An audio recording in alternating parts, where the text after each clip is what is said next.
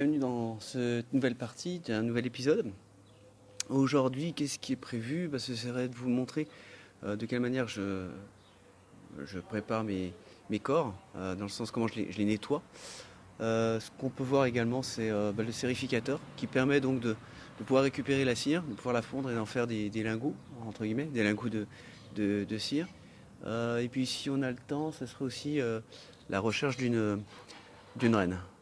Et puis aussi, alors juste derrière, vous voyez que là, c'est les fleurs de pommier que je vous ai montrées juste avant, qui sont quand même plutôt bien épanouies, hein. C'est des belles fleurs maintenant, et du coup, maintenant, je laisse libre accès au butinage.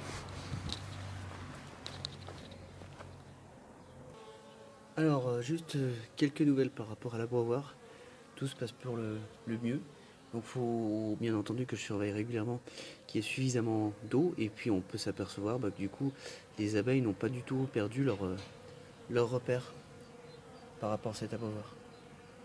Juste là à côté, on voit des fleurs qui sont visitées, alors peut-être pas encore aujourd'hui, en ce moment, parce que c'est peut-être trop tôt. Il s'agit tout simplement de cénotes, et ça c'est très très mellifère. Et voici la fleur de pommier vue de plus près. Là on la voit très très bien. J'ai vu quelques visiteuses passer pour pouvoir donc récolter le nectar et le pollen. Alors voilà à quoi représente un sérificateur. Sérificateur, ça sert tout simplement à faire fondre la cire pour la récupérer. Bien entendu, il s'agit d'un sérificateur solaire.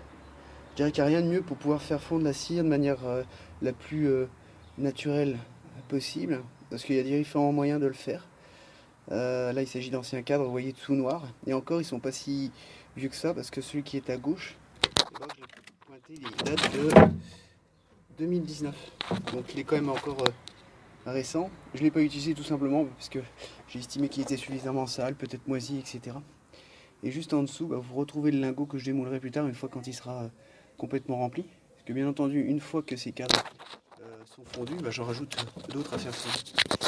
Vous pouvez voir aussi constater l'état de ce cadre-là qui est quand même assez avancé en termes de moisissure. Donc ça, hors de question de pouvoir laisser ce genre de cadre aux abeilles. Et puis aussi autre chose que je voudrais vous faire remarquer, vous voyez qu'on retrouve ces alvéoles. Et en fait, là, il n'y a quasiment plus de cire, hein. Là, on retrouve en fait des capsules faites de déchets, en fin de compte. Donc, c'est plus du tout de la cire. D'où la, la nécessité est obligatoire de remplacer les cires de manière régulière. Et comme je le précisais juste avant, il y a plusieurs moyens de faire fondre de la cire. Il y a un moyen, par exemple, de le faire fondre en bain-marie, eau. C'est pas tout à fait la même méthode.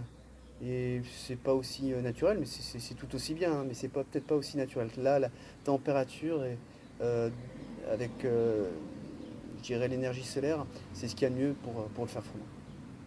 Et enfin, une dernière particularité quand on fait fondre de la cire et parce qu'elle est rachetée par les professionnels qui vont devoir en faire ensuite de la cire gaufrée. Ce qu'il faut savoir, c'est qu'on ne mélange pas les cires d'opercule euh, qui viennent des hausses de la cire des corps. On ne les mélange pas parce que elle n'est pas autant polluée, celle qui se trouve sur les hausses, alors que la cire qui se trouve dans les corps est un tout petit peu plus polluée et du coup elle n'a pas du tout le même but d'utilisation. Car plus tard, justement, cette cire-là, elle est bien entendu, comme je le précisais, elle est renouvelée, elle est reconditionnée pour en faire des plaques de cire gaufrée et du coup réutilisée pour les mettre dans les abeilles.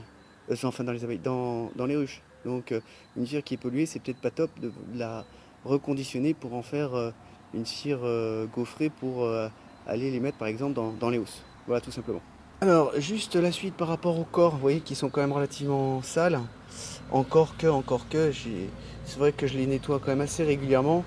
J'ai déjà vu beaucoup plus sale que ça. Mais tout ça, c'est de la propolis avec des déchets.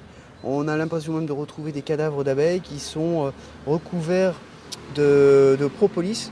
Tout simplement, comme je l'avais expliqué, la propolis permet de momifier des insectes, enfin les insectes morts, comme par exemple les abeilles, mais également parfois ça peut être des souris et des cadavres un peu plus importants, et de pouvoir se protéger justement des infections qui pourraient y arriver. ou plutôt des infections qui pourraient être transmises. Donc pour pouvoir nettoyer ça, je le fais au grattoir ou tout simplement avec mon lève-cadre. Et ensuite je le flambe. Vous voyez que déjà ça a été flambé. Donc le but c'est de flamber jusqu'à un moment où ça devient un peu brun, que ça commence à suinter. Et du coup là on peut se dire bah, c'est bon, c'est nettoyé. Euh, et puis tous les spores euh, qui peuvent euh, entraîner des maladies chez les abeilles, bah, du coup sont éliminés.